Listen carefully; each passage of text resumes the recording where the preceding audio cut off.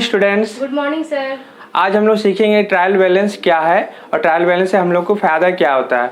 Trial balance is a statement है, ये एक स्टेटमेंट है and it is a list of balance from ledger account. ये जो है एक लिस्ट है बैलेंस का जो लेजर अकाउंट से आता है, ठीक है। And it also help us check the arithmetic accuracy of accounts. ये हम लोग को मदद करता है, जो हम लोगों ने अकाउंट बनाया है उसमें कितना एक्यूरेसी है वो हम लोग को ट्रायल बैलेंस ही बता पाता है। मान लीजिए कुछ हम लोग का डेबिट गलती से कर दिए हैं या कुछ क्रेडिट कर दिए हैं लेजर अकाउंट में, तो इससे हम लोग को ट्रायल बैलेंस के से पता चल जाता है।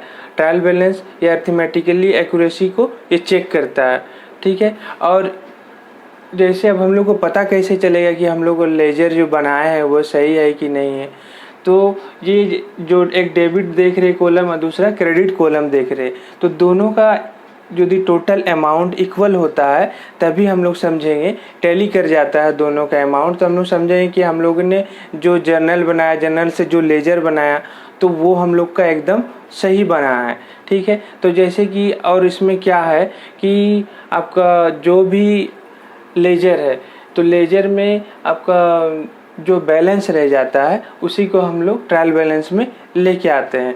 अब बैलेंस मीन्स हम लोग सबसे पहले देखेंगे कि जो ये आपका कैश अकाउंट मैंने एक आपका बना के रखा है जिससे हम लोग समझ पाएंगे अच्छे से। जैसे कैश अकाउंट है तो कैश अकाउंट का हम लोगों ने बैलेंस सीडी करके हम लोगों ने निकाल दिया था एक अमाउंट, उसी को फिर हम लोगों ने बैलेंस बीडी कर दिया।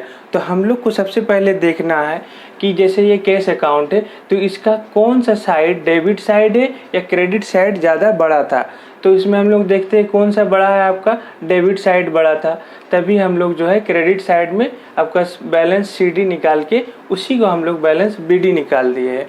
तो जाहिर सी बात है जिस तरफ डेबिट था उसी तरफ हम लोग का बैलेंस बीडी भी निकला है, मीन्स हम लोग का डेबिट साइड जो है ये बड़ा है। तो हम लोग क्या करेंगे, जैसा जैसा है यहाँ पे वैसा हम लोग लिख डालते हैं कि ये इसका जो बैलेंस बीडी निकला उसी को हम लोग यहाँ पे लेके आते हैं। तो हम लोग एक नंबर में लिख देते हैं टू कैश अकाउंट। किस साइड में है इसका, डेबिट साइड में बैलेंस बीडी निकला है तो यहाँ पे आ जाएगा 32,000।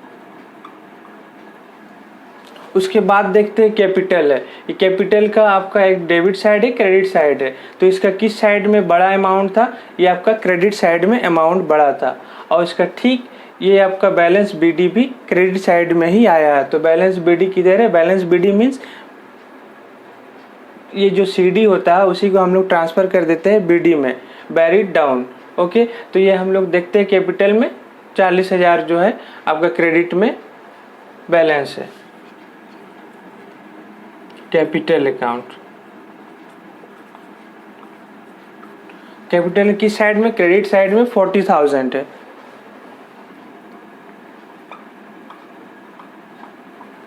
उसके बाद फिर हम लोग देखते हैं मशीनरी, हम लोग के पास उसके बाद अकाउंट है, ये लेजर है।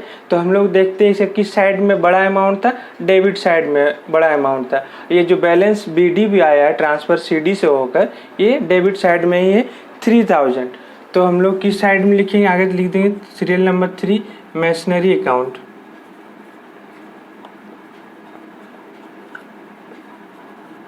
$3,000 डेबिट साइड में। ओके, उसके बाद आता है परचेज अकाउंट है। परचेज अकाउंट भी हम लोग देखेंगे किस साइड में आपका बड़ा अमाउंट है, डेबिट साइड में है। यहाँ बैलेंस बीडी भी आपका डेबिट साइड में ही आया है, तो हम लोग 10,000 purchase account 4 number.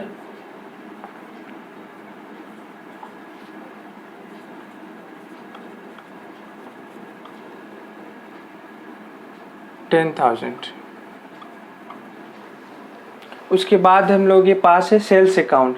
Sales accounts के देखते हैं हम लोग बैलेंस बीडी किस साइड में आया है, क्रेडिट साइड में। और इसका बैलेंस जो दो पार्ट में होता है ना, एक डेबिट होता है क्रेडिट होता है, तो इसकी किस साइड में बड़ा था, क्रेडिट साइड में ही बड़ा था, इसलिए आपका जो बैलेंस बीडी आया है वो 2,000 रुपये क्रेडिट साइड में आया।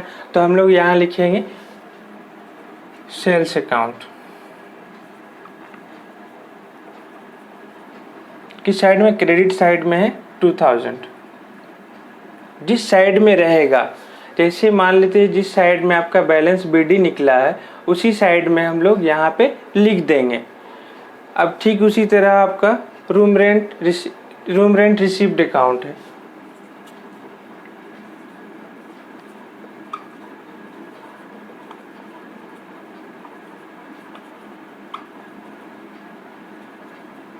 कितना है ये भी आपका देखिए किस साइड में निकला है, आपका क्रेडिट साइड में निकला है 3000।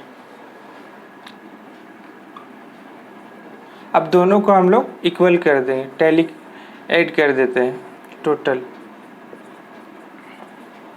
टोटल देखिए यहाँ आपका कितना है, 40 40 42 43 45,000। यहाँ फिर आपका कितना 32 30 45,000।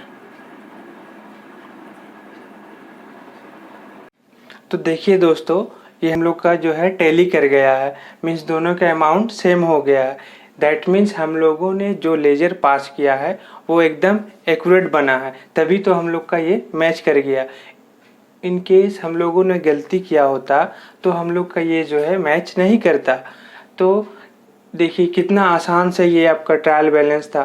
तो ठीक उसी तरह आपका कभी कभी क्या होता है कि सिर्फ आपका एक क्वेश्चन में दे दिया जाएगा कि आपको ट्रायल बैलेंस बनाना है और आपका कैश अकाउंट दे देगा कि इतना अमाउंट है, मशीनरी अकाउंट इतना अमाउंट है, आपको उससे जो है ट्रायल बैलेंस बनाना पड़ता है। तो मेरे ये जो ट्रायल बैलेंस के पार्ट 2 क्लासेस में मैं वीडियो अपलोड करूंगा, आप वहां से उसका पार्ट 2 क्लास देख सकते हैं। एक सम मैंने सोल्व करूंगा, वहां से आपको और अच्छे से समझ में आ जाएगा जब मैं आपका एक क्वेश्चन सोल्व कर दूंगा तो।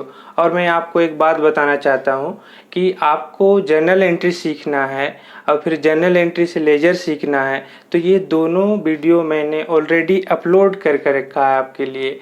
इसका डिस्क्रिप्शन बॉक्स में मैं इसका लिंक डाल दिया हूँ, आप वहाँ से जाके सीख सकते हैं कि जर्नल एंट्री का रूल्स क्या है, जर्नल एंट्री कैसे पास किया जाता है, उसके बाद फिर जर्नल एंट्री से लेजर कैसे पोस्टिंग किया जाता है, आप वहाँ से आराम से जाके सीख सकते हैं दोस्तों। तो आपके और कहीं लगता है कि मुझे आपको कुछ पूछना चाहिए मुझसे, तो आप कमेंट्स बॉक्स में मुझे ज़रूर कमेंट्स करें, मैं आपको ज़रूर इसके रिप्लाई करूँगा। Thank you.